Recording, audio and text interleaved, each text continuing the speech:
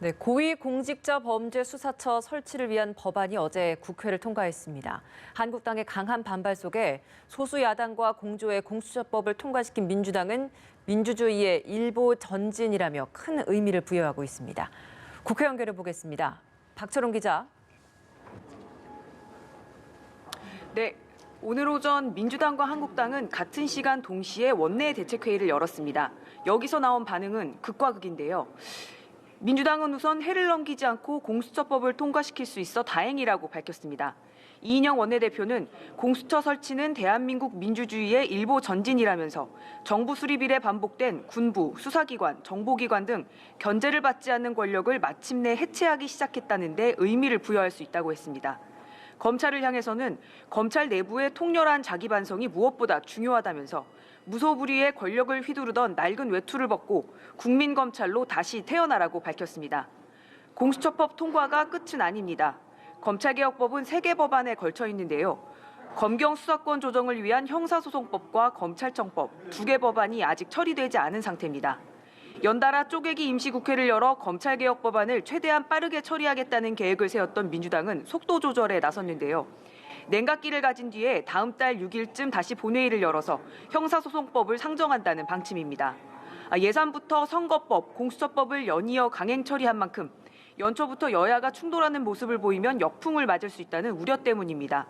민주당은 한국당과 합의를 위해 노력하겠다는 입장을 밝히고 있습니다. 이인영 원내대표는 어제 표결 때 극단적 충돌을 자제한 한국당 지도부의 성숙한 결정에 박수를 보낸다고 밝히기도 했습니다. 네, 공수처법 통과 이후에 의원직 총사퇴를 결의한 한국당. 오늘은 어떤 입장을 내놓고 있습니까?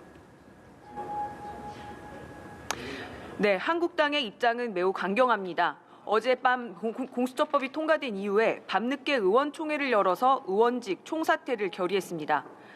제1야당의 의원직 총사퇴는 2009년 미디어법 처리 때 이후 10년 만에 처음 있는 일입니다.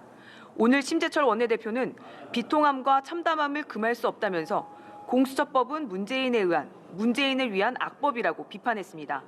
심 대표는 대통령이 공수처장과 공수처 검사를 멋대로 임명할 수 있다면서 대통령이 좌지우지할 수 있는 공수처는 북한 보위부나 나치 게슈타포의 역할을 할 것이라고 말했습니다. 선거법에 대해선 민주당이 소수야당의 농어촌 지역선거구를 보장했다면서 선거구 획정 논의가 시작되지도 않았는데 여당이 엿장수 맘대로 선거구를 바꿔먹었다고 공세를 폈습니다.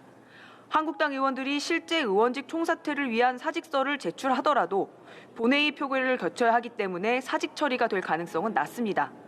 총사퇴를 내세운 것은 그만큼 강도 높은 투쟁에 나서겠다는 의지를 보여준 걸로 풀이됩니다. 이에 대해선 한국당 홍준표 전 대표가 총사퇴의 카드는 쇼라면서 한국당 현 지도부가 총사퇴하고 통합 비대위를 구성해야 한다는 비판의 목소리를 내기도 했습니다.